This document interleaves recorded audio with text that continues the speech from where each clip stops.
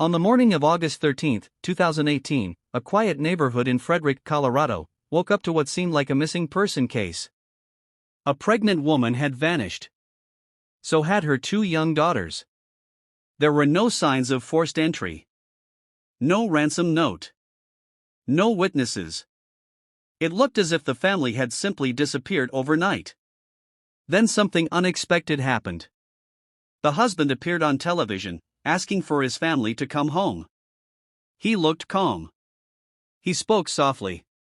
He pleaded with anyone who knew something to contact the police.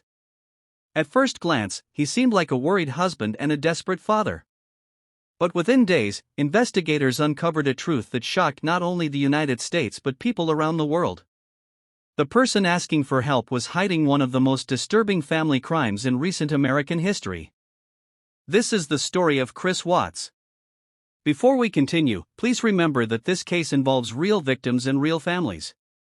The goal of this documentary is to present the known facts respectfully while understanding how investigators solved the case. Chris Watts lived with his wife, Shanann Watts, and their two daughters, Bella and Celeste, in Frederick, Colorado. From the outside, they appeared to have the perfect family life. Their social media showed vacations, birthday celebrations, family gatherings, and everyday moments filled with smiles. Shanann regularly shared updates about their lives online. Friends described her as energetic, hardworking, and deeply devoted to her children. The couple was also expecting their third child, a baby boy. To many people, they looked happy. But behind closed doors, serious problems had begun to develop. Financial stress had affected the family for years. The couple had experienced money difficulties, and their relationship was becoming increasingly strained. Around the same time, Chris had started changing his lifestyle. He lost weight, became more focused on fitness, and according to investigators, began an affair with a co-worker. While friends noticed changes in his behavior, very few people imagined how serious the situation had become. Everything changed during the early hours of August 13, 2018.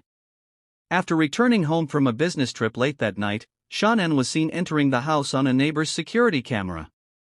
That would be the last confirmed recording of her alive. Later that morning, Shanann missed a doctor's appointment. This was highly unusual.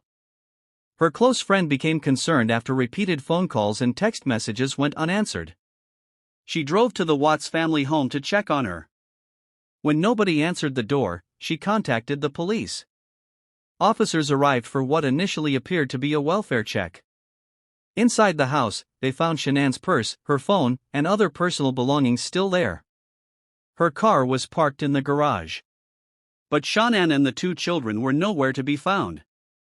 At this point, investigators officially began treating the situation as a missing persons case. No one knew that the investigation was about to uncover evidence that would completely change the direction of the case. As investigators searched the home, they found no obvious signs of a struggle. Nothing appeared to be broken. There was no evidence of a forced entry. Yet something about the scene felt unusual. If Shanann had decided to leave on her own, why would she leave behind her phone, her purse, her medications, and her vehicle?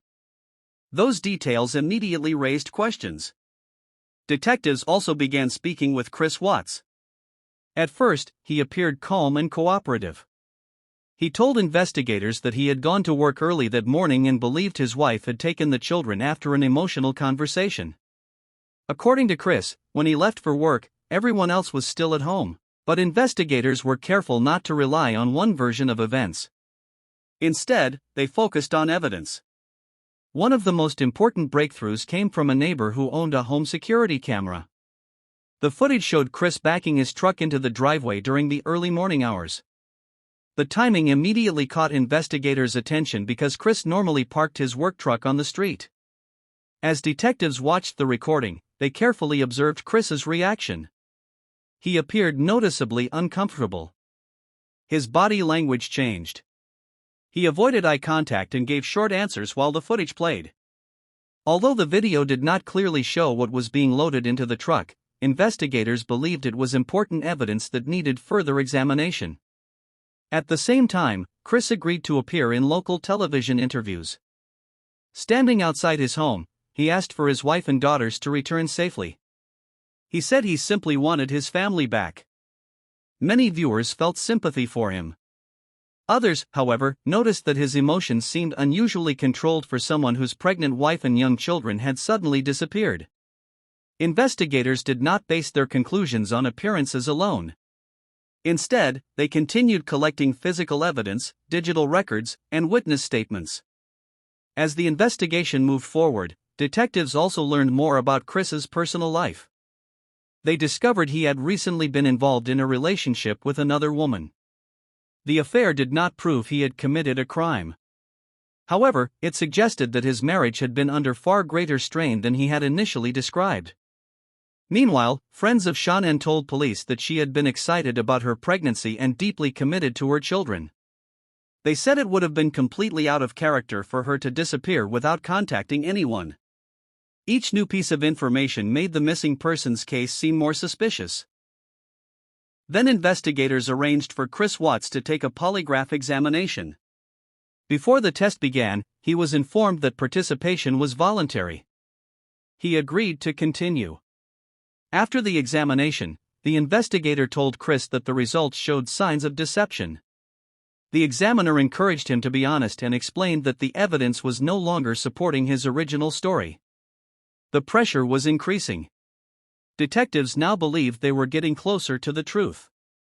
What happened next would completely change the investigation and reveal one of the most heartbreaking family tragedies in modern American criminal history.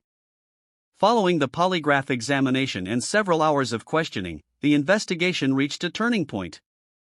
As detectives continued to challenge the inconsistencies in Chris Watts' statements, he eventually admitted that his original story was false.